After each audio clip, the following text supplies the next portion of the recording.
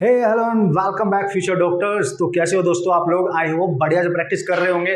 करनी भी चाहिए यार। लॉट ऑफ प्रैक्टिस करने के बाद आपका कॉन्फिडेंस आपके पास आ जाएगा और कॉन्सेप्ट सीखने के साथ साथ अमेजिंग व्यू फंडा ट्रिक भी आपने प्रैक्टिस करते रहना है क्वेश्चन सॉल्व करने के लिए। उस पर्टिकुलर कैटेगरी के क्वेश्चन आप बहुत क्विकली सॉल्व कर सकते हो, टाइम बचा सकते हो and time is the biggest factor in the examination. Okay, so time की पे अगर आपने कंट्रोल कर लिया, उसको बचाना सीख लिया तो भाई मजा आ जाएगा। ओके, तो आज एक और बेहतरीन सा क्वेश्चन मैं यहाँ डिस्कस करने वाला हूँ, उसके थ्रू सिखाने वाला हूँ आपको amazing concept with amazing short trick. Okay, तो जल्दी से देख लेते हैं यार।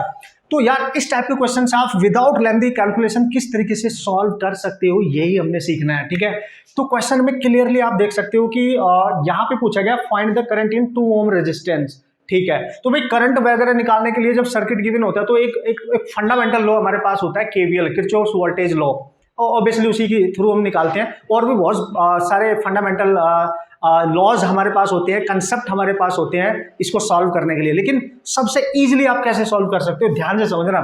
तो यार अगर क्वेश्चन में कोई ऐसी ब्रांच आपको नजर आ रही है कहीं पे इस पूरे क्वेश्चन में जिसमें रेजिस्टेंस नहीं है, बैटरी है, मतलब बैटरी तो है पर रेजिस्टेंस नहीं है उसके साथ, तो उसको पकड़ लो, उसको देख लो और जो मैं बताने वाला हूं उस पर फोकस करना बढ़िया तरीके से। तो आप देख सकते हो इस ब्रांच में यहां से लेके यहां तक बैटरी है पर रेजिस्टेंस नहीं है। बस यही, ये मेरे वर्ड्स पे ध्यान देना। एक ऐसी ब्रांच ढूंढनी होती है जिसमें बैटरी तो है पर रेजिस्टेंस नहीं है। अगर ऐसा होता है तो क्या करना है, बैटरी के नेगेटिव टर्मिनल पे जहां पे वो कनेक्ट होगा किसी पॉइंट पे, उस पे 0 वोल्ट एज्यूम कर लो। लेट दिस इज 0 वोल्ट, कर लिया एज्यूम।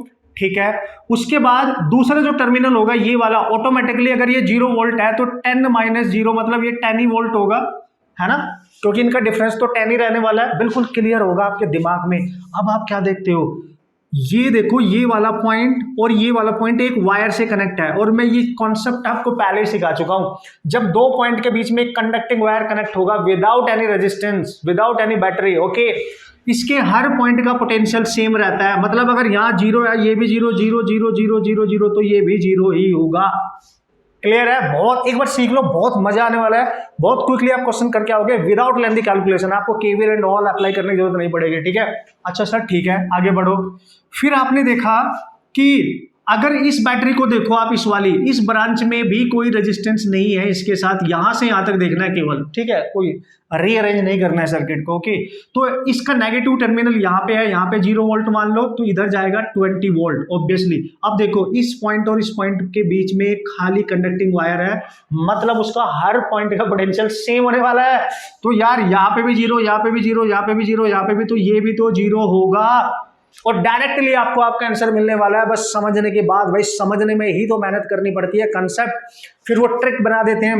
देखो इसके इस एंड पे भी 0 वोल्ट, इस एंड पे भी, यानी दोनों पोटेंशियल सेम है, वो भी 0 वोल्ट। तो क्या इसमें करंट जाएगी? जाएगी नहीं, मतलब इसका पोटेंशियल डिफरेंस ही 0 है तो इसमें करंट भी 0 होगी।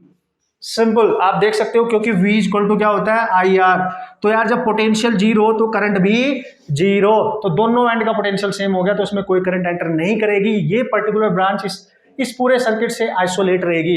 इसकी करंट इसमें घूमती रहेगी, इसकी करंट इसमें घूमती रहेगी, इसमें कोई करंट नहीं जाएगी। And this is how easily you can approach to solve this type of problem. इस तरीके से इसको आप नाम दे सकते हो सेम पोटेंशियल मेथड। अगर आपको नाम देना है तो सेम पोटेंशियल मेथड का नाम आप दे सकते हो कि यार ऐसा वायर ढूंढना होता है जिसमें कोई रेजिस्टेंस, कोई एलिमेंट ना हो, तो उसके हर पॉइंट का पोटेंशियल सेम होता है। और इस टेक्निक पे डिपेंडेंट क्वेश्चंस करंटली काफी पूछे जा रहे हैं, तो आपने अप्रोच को दिलो दिमाग में रखना है। Okay, and all the best.